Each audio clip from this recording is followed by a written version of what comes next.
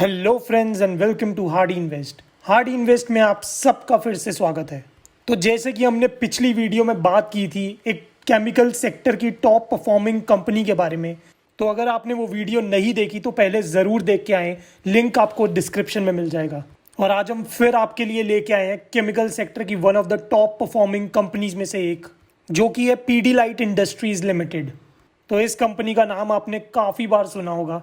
तो चलिए जानते हैं हम इस कंपनी के बारे में और देखते हैं क्या इस कंपनी में 9 का दम है कि नहीं।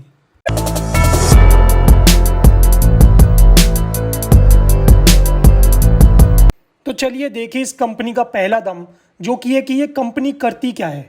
तो ये कंपनी जैसे कि हम जानते हैं एडहेसिव्स बनाती है, सीलेंट्स बनाती है, कंस्ट्रक्शन केमिकल्स बनाती है और भी काफ़ी सारे प्रोडक्ट्स बनाती है ये। और इस कंपनी के अंडर बहुत सारे फेमस ब्रांड्स आते हैं जो हम अपनी डेली लाइफ में यूज़ करते रहते हैं, जैसे कि फेविकॉल, एमसील, फेविक्विक, फेविस्टिक, डॉक्टर फिक्सेट, फेविक्रिल और भी काफ़ी सारे प्रोडक्ट्स के नाम जैसे आप यहाँ देख सकते हैं।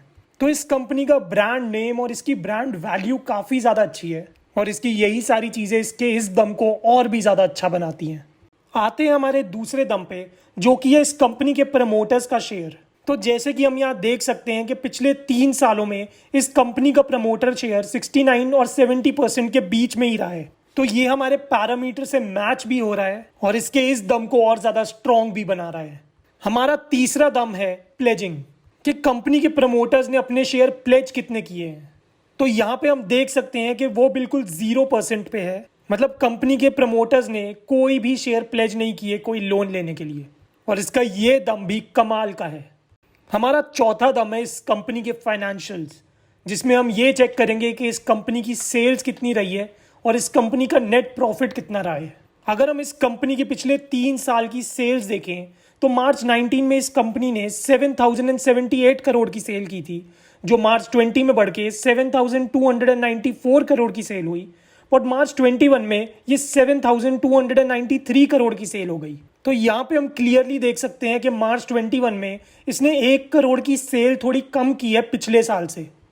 हालांकि ये अमाउंट इतना बड़ा नहीं है, एंड इवन जो हम 1 साल से कोरोना नाम के पैंडेमिक में जी रहे हैं उसकी वजह से भी कंपनी की सेल्स पे थोड़ा बहुत इफेक्ट तो आ ही सकता है, तो हम इस चीज़ को इग्नोर भी कर सकते हैं।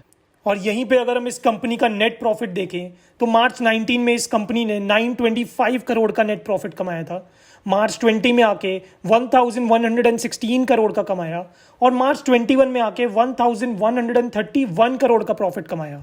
तो ये कोरोना के इफेक्ट के बाद भी इस कंपनी ने अच्छा प्रॉफिट कमाया है इस साल, और हम इसके ये सारे फैक्टर्स को कंसिडरेशन में रख के हम इसके इस दम को भी पॉजिटिवली कंसिडर कर सकते हैं। हमारा पांचवा दम है इस कंपनी के एसेट्स।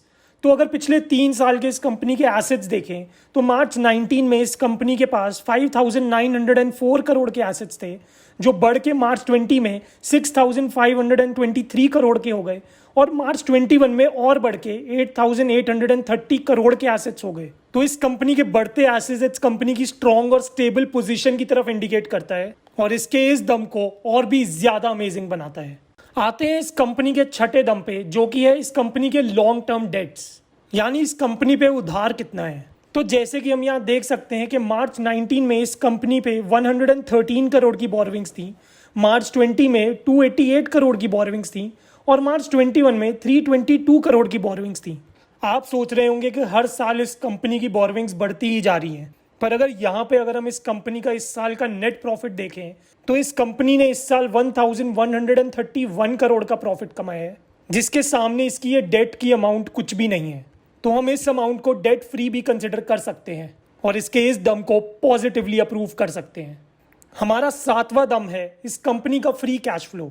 तो मार्च 19 में इस कंपनी के पास -29 करोड़ का कैश फ्लो बचा था, मार्च 20 में 533 करोड़ का कैश फ्लो बचा, और मार्च 21 में भी थोड़ा नेगेटिव कैश फ्लो बचा था, जो कि 372 करोड़ का है।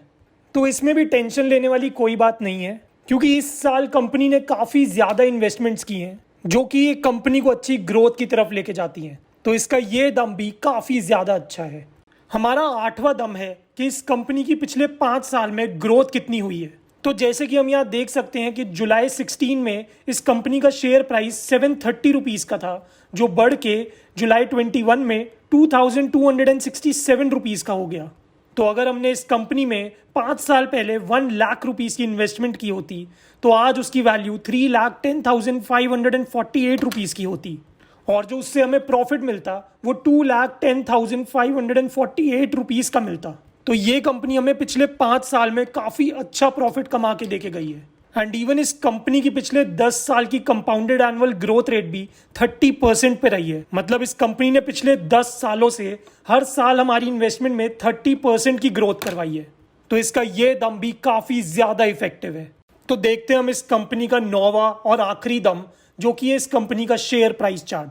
तो जैसे कि हम इस कंपनी का शेयर प्राइस चार्ट देख सकते हैं, तो हमें क्लियरली यहाँ पे दिख रहा है कि ये कंपनी ने कितनी अच्छी ग्रोथ शो की है पिछले कुछ सालों में, कि जैसे कि इस कंपनी का share price chart left to right ऊपर की तरफ मूव कर रहा है। तो इस कंपनी के शेयर प्राइस में काफी पॉजिटिव और कंसिस्टेंट ग्रोथ हुई है, जो कि इसके इस दम को भी और भी ज्यादा स्ट्रॉन्ग करता है। तो इस कंपनी को डिटेल में जानने के बाद और इसके सारे दम देखने के बाद हम ये कह सकते हैं कि इस कंपनी में काफी जान है और काफी दमदार कंपनी है ये, और इस कंपनी में 9 का दम है। तो ये काफी ज्यादा वेल एस्टैब्लिश्ड कंपनी है और इस कंपनी की ब्रांड वैल्यू भी काफी अच्छी है, और इस कंपनी के प्रोडक्ट्स हम अपनी डेली लाइफ में तो यूज कर ही रहे हैं। तो इसी दमदार कंपनी में हम रिस्क फ्री होकर अपनी समझ से इन्वेस्ट कर सकते हैं। तो अगर आपको ये वीडियो पसंद आई हो और आप चाहते हैं हम आपके लिए और ऐसी कंपनीज की वीडियो लेके आते रहें, तो पहले आप इस चैनल को सब्सक्राइब कर लें, इस वीडियो को लाइक करें, शेयर करें और हमारे साथ बने रहें for risk free and fearless investment.